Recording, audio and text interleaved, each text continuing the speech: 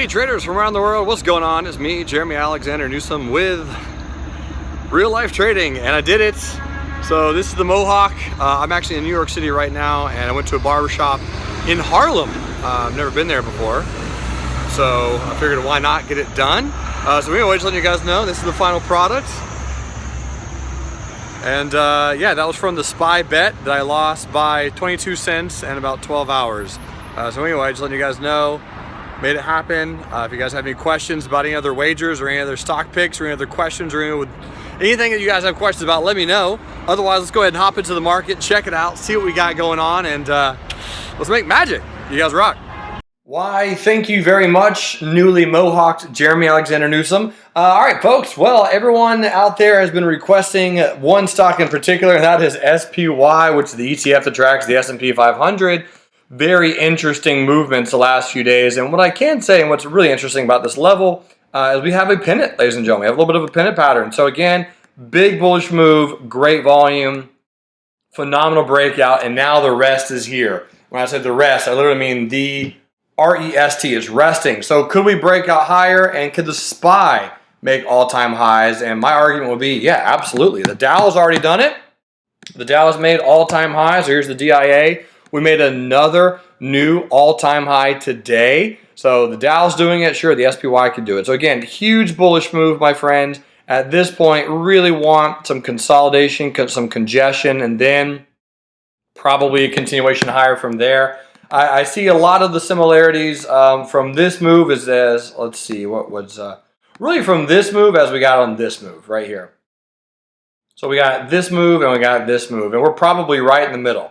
So I think over the next 2 or 3 days, or not 2 or 3 days, 2 or 3 weeks, we trade sideways and we have a little bit of a bullish pop, and then we probably grind sideways into the holidays. That's the biggest guess that I have. But bottom line, bottom of the barrel, we're making higher highs. We've made higher highs in the Dow Jones and also on the IWM. So remember, this year, I've been mentioning all year that we will be making higher highs. This is not the end of the market. This is not the top.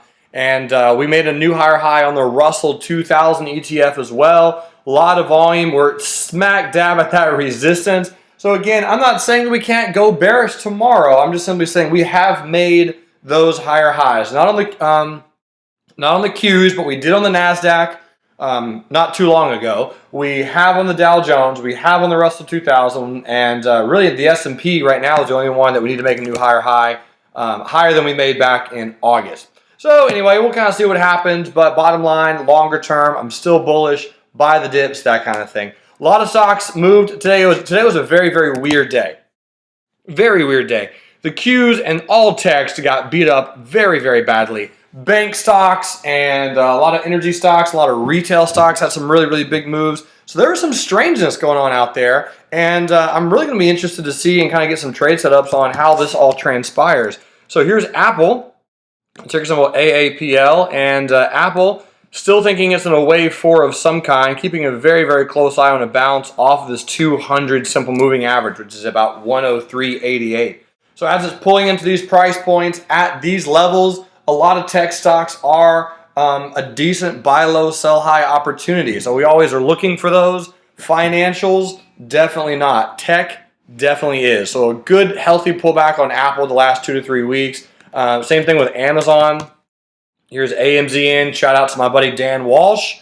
Dan, who made some really healthy, he said some bill paying money on Amazon today. So again, Amazon, possible bounce coming up here off the 200 simple moving average. Netflix has been nice and bearish as well, making lower lows and lower highs. But again, keeping a close eye on buying the bounce on Netflix, keeping a close eye on buying the bounce on Facebook.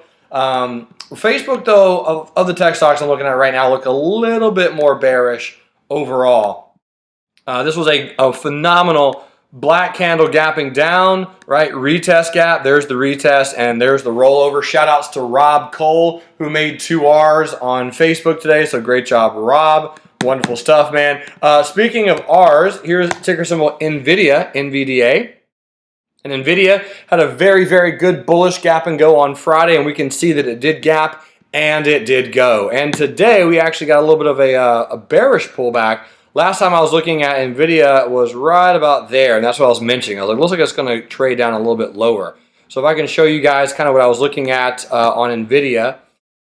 This is the 5-minute time frame. Let me turn off the moving averages here and pull up the hourly. So on the hourly, it kind of looks a little bit more of a flag pattern right here. So I want to give a shout out to two brand new traders that I met yesterday, ladies and gentlemen, here in New York City in Long Island. Tyrell and Zhang. Is amazing meeting both of those traders. They're very young. Ladies and gentlemen, these guys are under 26 years old. There's a picture of us three right there. And such an amazing accomplishment these two traders have had. They really have helped me out so much in just understanding the impact that real-life traders like you and everyone else can make in this world, right? Just small, steady steps. Tyrell has, in fact, shared with me that he has absolutely broken out of his debt obligations over the last few months by taking real-life trading's information and applying it to his trading career. So now him and his girlfriend are going to go take a week-long trip in Colorado. So Tyrell, shout out to you, man. Fantastic. Guys, I'm just really pumped about everything that Real Life Trading is doing with all the traders from all over the world. I got to meet some incredible people in Montreal. Montreal traders are doing very, very well. And I'm just excited about all the lives that are being enriched, all the people that are being helped, and you guys are the ones to thank for that. You and every single trader out there are coming together to improve and enrich lives all across the world. I'm very, very excited about that. If you guys have any questions or any stocks that you want me to look at, feel free to email them to me, jeremy@reallifetraining.com. You can also message me on Twitter @NewsomeNuggets. I'm going to be back in Nashville on Wednesday for your next real life stock review. My good friends, a lot of stuff going on. Keep your eyes out on some trades. If you have any stocks that you think might be moving, feel free to send them my way. But nonetheless, thanks so much for watching. Really pumped about the market this week. Expecting some big, big things to happen. And I will see you guys Wednesday in the next stock review. And until then, remember, love life, live life, and trade it. Bye.